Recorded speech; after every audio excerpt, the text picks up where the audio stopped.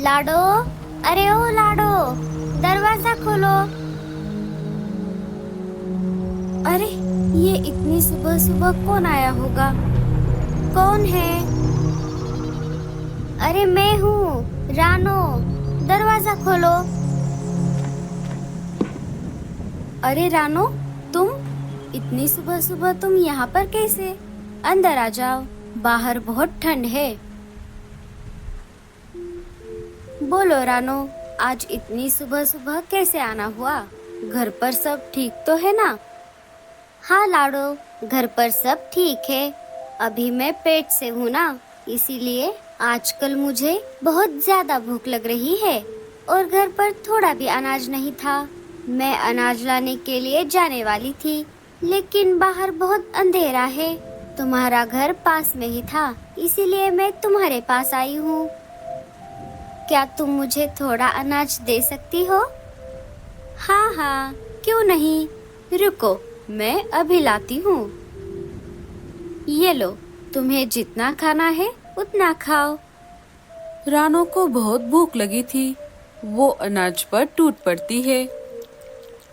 थोड़ी ही देर में वो सारा अनाज खा लेती है। क्या मुझे और थोड़ा अनाज मिल सकता है? हाँ हाँ, क्यों नहीं। ये लो।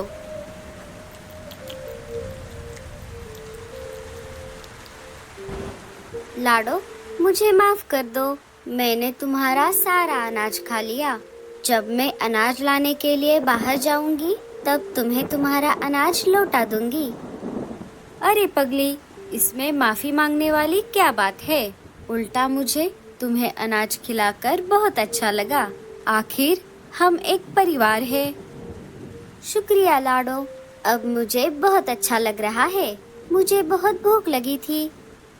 थोड़ी ही देर में सुबह हो जाती है।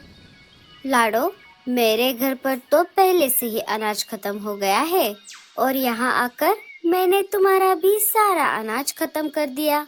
अब हम दोनों के पास भी अनाज नहीं है। अब हम क्या करेंगे? अरे रानो, तुम चिंता मत करो। अब तो सुबह भी हो गई है और बारिश भी थोड़ी कम हो गई है। अब हम अनाज लाने के लिए जा सकते हैं। हाँ, ये सही रहेगा। चलो फिर, हम चलते हैं। बच्चों, मैं और रानो आंटी मिलकर अनाज लाने के लिए बाहर जा रहे हैं। हमारे वापस आने तक तुम दोनों घर पर ही रहना, अकेले कहीं पर बाहर मत जाना। ठीक है मम्मी। लाडो और रानो निकल पड़ती है। जब वो दोनों बातचीत करने वाले पेड़ के पास से गुजर रही थी, तब वहाँ से बुलबुल चिड़िया उन्हें आवाज लगाती है। वो दोनों उसके पास आ जाती है। वहाँ पर और भी पंछी मौजूद थे। अरे लाडो, रानो, तुम दोनों अकेले अकेले इतनी सुबह सुबह कहाँ जा रही हो? जरा हमें भी बताओ। बुलबुल, हम दोनों अनाज लाने के लिए बाहर जा रहे हैं। अच्छा, तो ऐसी बात है। अनाज लाने तो मुझे भी जाना है। चलो, मैं भी आती हूँ तुम्हारे साथ। साथियों, क्या आपको भी हमारे साथ अनाज लाने के लिए आना है? हाँ हाँ, हम भी चलते हैं। बाकी पंछी भी उन दोनों के साथ अनाज लाने के लिए निकल पड़ते हैं। थोड़ी दूर आने के बाद उन्हें एक जगह अनाज का खेत दिख जाता है। अरे साथियों, ये देखो, कितना अच्छा खेत है। चलो, हम अनाज इकट्ठा कर लेते हैं। साथियों, हम अभी यहाँ पर भरपेट अनाज खा लेते हैं और बाद में ढेर सारा अनाज हमारे साथ घर लेकर जाएंगे। सारे लाडो की बात से सहमत हो गए। सबने भरपेट अनाज खा लिया और बहुत सारा अनाज अपने साथ ले लिया, सिवाय गोरी और कालू को छोड़कर। अरे गोरी, क्या हमें भी घर के लिए अनाज नहीं लेना? हमें अभी इस अनाज की कोई जरूरत नहीं है, क्योंकि घर पर बहुत सारा अनाज पड़ा हुआ है। अरे गोरी भाभी, आपके घर पर अनाज पड़ा हुआ है, ये तो बहुत अच्छी बात है। लेकिन अभी हम इस खेत में हैं, तो आपको यहाँ से भी बहुत सारा अनाज अपने घर लेकर जाना चाहिए। क्या पता अगली बार जब हम वापस यहाँ आए और इस खेत का मालिक पहले से ही सारी फसल काट के ले जाए, तो आप क्या करोगी? हाँ हाँ गौरी, टूनी बिल्कुल सही कह रही है। तुम यहाँ से भी ढेर सारा अनाज अपने साथ में ले लो। नहीं नहीं, आप दोनों मुझे मत सिखाओ। मुझे अनाज की कोई जरूरत नहीं है। अरे अरे, अब बस भी करो, बहुत हो गया। चलो हम सब चलते हैं। सारे वापस अपने जंगल की तरफ निकल पड़े। कुछ दिन बीत जाते हैं। पंछियों ने जो अनाज घर लाया था वो अब खत्म हो रहा था। फिर एक दिन सारे पंछी मिलकर वापस उसी खेत की तरफ निकल पड़े। जब सारे वहाँ पर आ गए तब उन्होंने देखा वहाँ पर अनाज का एक दाना भी नहीं था। खेत के मालिक ने सारी फसल काट दी थी। अरे बाप रे, ये क्या हो गया? टूनी, तूने बिल्कुल सही कहा था। अगर उस दिन मैंने तुम्हारी बात मानी होती तो कितना अच्छा होता। अजी, अब हम क्या करेंगे? घर पर तो थोड़ा भी अनाज नहीं है। गौरी भाभी, आप चिंता मत करो, हम सब आपको हमारे घर का थोड़ा थोड़ा अनाज दे देंगे। नहीं नहीं, मैं मेरा अनाज किसी को नहीं दूंगी। हाँ हाँ, मैं भी नहीं। सारे निराश होकर खाली हाथ वापस अपने जंगल की ओर निकल पड़े। रास्ते में उन्हें एक जगह सेब का पेड़ दिख गया। अरे साथियों, वो देखो, सेब का पेड़। चलो हम सब मिलकर सेब खाते हैं। अरे वाह वाह वाह वाह, ये सेब तो कितने मीठे हैं। सबने पेट भर के सेब खा लिए। चलो, अनाज नहीं तो नहीं, हम इस पेड़ के सेब हमारे साथ लेकर चलते हैं। सबने फुर्ती दिखाकर पके हुए लाल लाल सेब तोड़ लिए, लेकिन कालू और गोरी को एक भी पका हुआ सेब नहीं मिला। कालू ने उस पेड़ का एक कच्चा सेब तोड़ लिया। गोरी, तुम नाराज मत हो, आज नहीं तो कल ये सेब जरूर पकेगा। सारे वहाँ से निकल पड़ते हैं। लाडो और रानो ने कालू और गोरी को अपने साथ लाया हुआ थोड़ा थोड़ा अनाज और एक एक पका हुआ सेब दे दिया। रात हो जाती है, सारे पंछी सो जाते हैं। सुबह हो जाती है।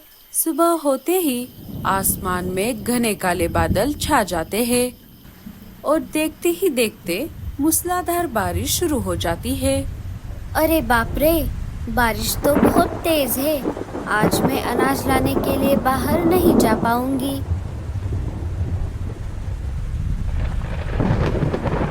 मेरे प्यारे बच्चों, तुम डरो मत, तुम्हारी मम्मा तुम्हारे पास है। ये तुम्हारी पहली बारिश है। बारिश हमारे लिए बहुत जरूरी होती है, उसी से हमारी पूरी प्रकृति चलती है।